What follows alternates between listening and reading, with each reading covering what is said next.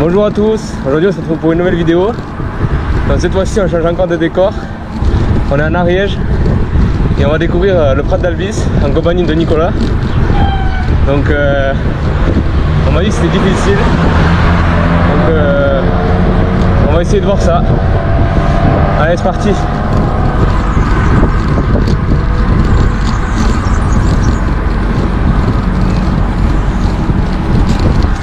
Bon, du coup Nicolas, toi qui connais le col, qu'est-ce que tu peux me dire, c'est vraiment difficile ou ça va? En vrai c'est un col qui est abordable pour tout le monde. Il y a vraiment une grosse partie dure pendant 5 km où il y a des passages à 15% et c'est une moyenne de 9%. Donc là vraiment on verra, ça va faire très mal. Bon. Et après tout le reste c'est largement abordable avec des pourcentages à 6 et 7%. D'accord. Bon, mais et à la fin, dès qu'on a passé le passage dur, c'est 4-5 km. Et ceux-là sont roulants et on l'a gagné. D'accord. Bon, en tout cas, c'est très joli ici. On vient de partir deux fois et franchement, pour l'instant, le début du col est très joli. On va voir la suite, mais apparemment, on m'a dit que c'est joli. Bon, autre question pour toi, Nicolas. Est-ce que tu suis régulièrement les vidéos de ma chaîne? Ah oui, je les suis. Mais ouais, la plupart. Hein. Il me manque quelques vidéos à regarder. Et globalement, je pense que c'est une très bonne chaîne qui a encore du potentiel à revendre et qui fonctionne déjà bien. Ouais, mais sympa. Merci Nicolas. On voit un abonné fidèle.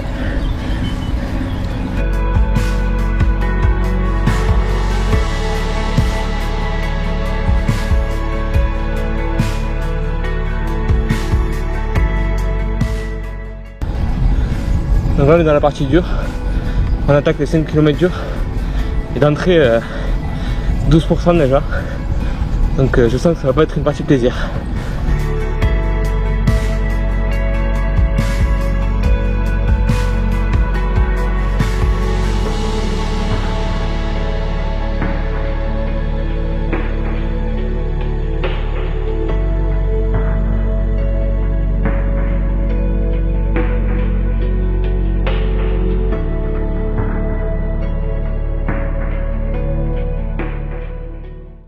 Donc là il y a 3-4 km qui se sont écoulés depuis que Nicolas m'a laissé partir.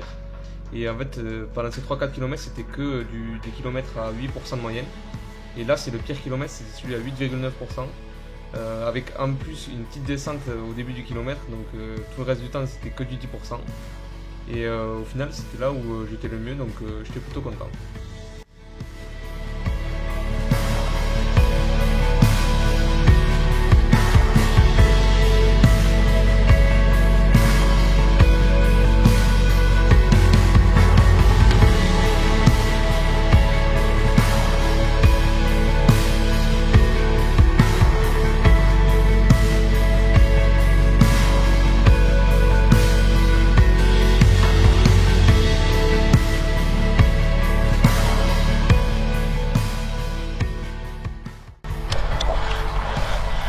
Là on arrive à 6 km du sommet, on a fait les pourcentages les plus durs et comme vous pouvez le voir, on voit la ville de fond en bas, donc c'est vraiment super joli et c'est reparti.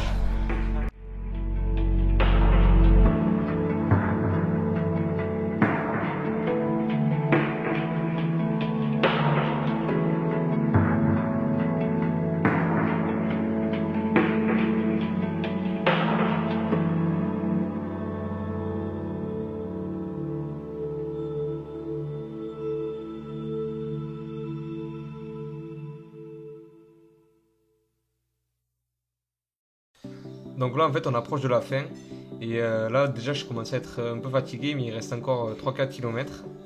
Et en fait le problème c'est que dès qu'on sort des pourcentages durs, en fait on sort de la forêt et c'est que des longues lignes droites où on voit jamais la fin en fait.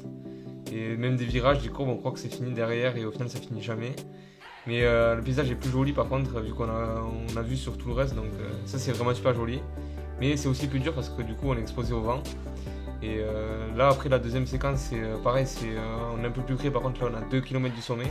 Et là on va voir d'ailleurs un parapente atterrir, donc ça c'est plutôt sympa. Mais ouais, là c'était vraiment, je commençais à en avoir marre quoi.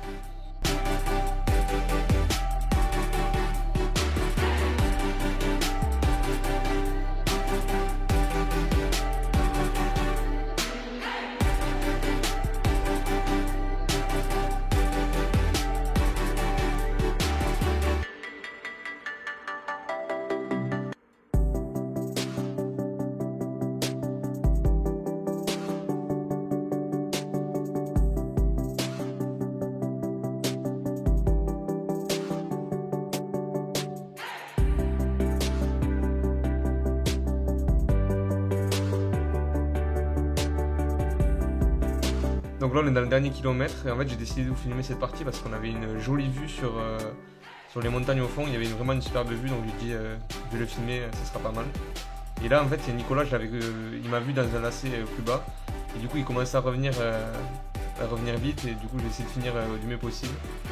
Et du coup après à la fin on va le voir faire demi-tour pour aller le rechercher.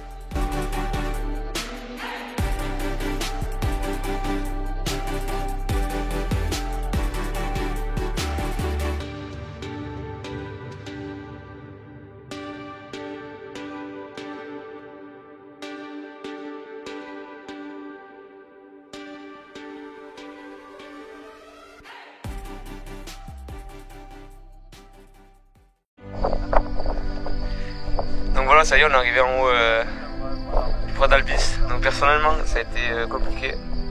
Le mieux que j'étais au final, c'était dans la partie la plus dure, les 3-4 km qui étaient à 8-9%, c'était là où j'étais le mieux au final. Et après le passage canadien, on m'avait dit que c'était plus facile, mais vraiment, j'ai jamais réussi à en remettre et tout, c'est tout en 6-7%, c'était compliqué quoi. Donc voilà, bon, moi je le connaissais, je le fais souvent ce col, donc c'est voilà, un col dur, exigeant qui fait 11 km je crois, c'est de mémoire. Il y a bien 5 km durs où j'ai galéré. Et après, vers la fin, je voyais Mathieu dans les pourcentages un peu plus faciles. J'ai accéléré et il était 2 minutes devant moi. Ouais. C'est dommage. Ouais. C'était dur, je pense pas que c'est aussi dur. Et si je refais la prochaine fois, je saurai comment attendre.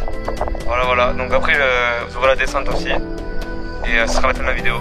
Voilà, bon, merci d'avoir suivi la vidéo, à très bientôt. Bye bye, ciao.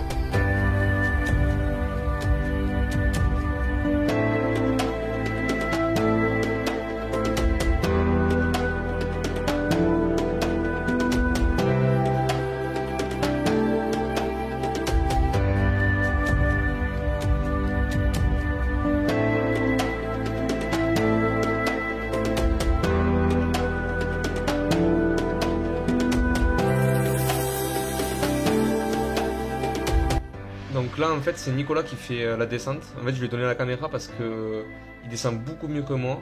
Donc du coup je préférais que ce soit lui qui filme parce que ce serait plus joli je pense et ce serait plus qualitatif. Donc je préfère lui laisser la caméra à ce moment là.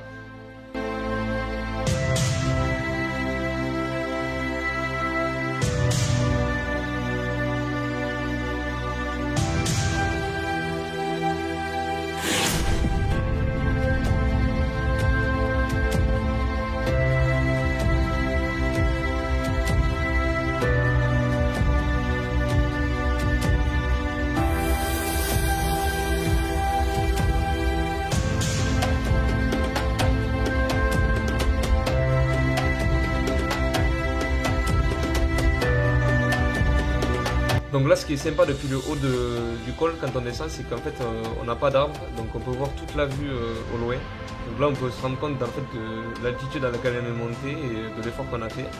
Et aussi c'est agréable parce qu'on peut voir tout le paysage et c'est une récompense en soi. Mais le problème c'est qu'à partir de ce passage canadien en fait on re-rentre dans les arbres. Et là du coup on voit plus grand chose jusqu'à l'arrivée de Foix.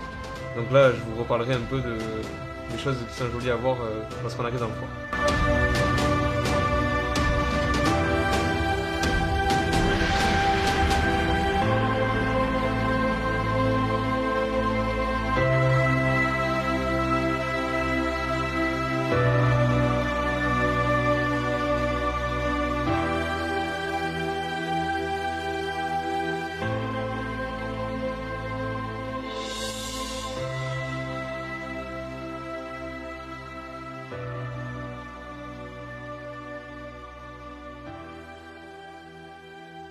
Comme vous pouvez le voir également, en fait, Nicolas, depuis presque le début de la descente, il a rattrapé une voiture.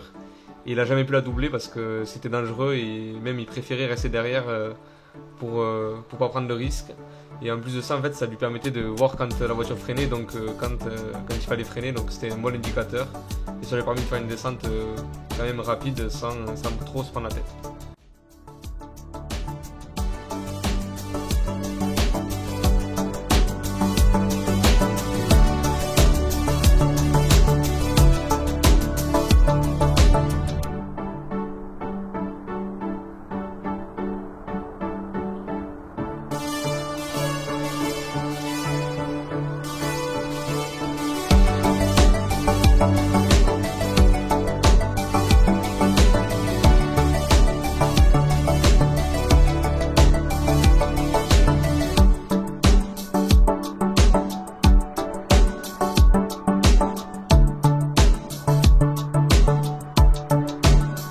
Donc là, on rentre dans la ville de Foix et du coup, vous allez bientôt apercevoir le château de Foix qui est vraiment super joli. Donc, comme tout à l'heure, quand on a le paysage, quand on descend dans les premiers kilomètres, ben là aussi, en fait, en descendant, c'est une autre récompense, quoi. On arrive à pouvoir voir ça, c'est super joli. Et là, Nicolas, en fait, en descendant, il a rencontré d'autres cyclistes avec qui il a discuté un peu au feu rouge et un peu avant. Et après, ils se sont séparés. On arrive bientôt au pied de la descente. Donc là, comme vous pouvez le voir en haut à droite de l'image, on voit le château déjà.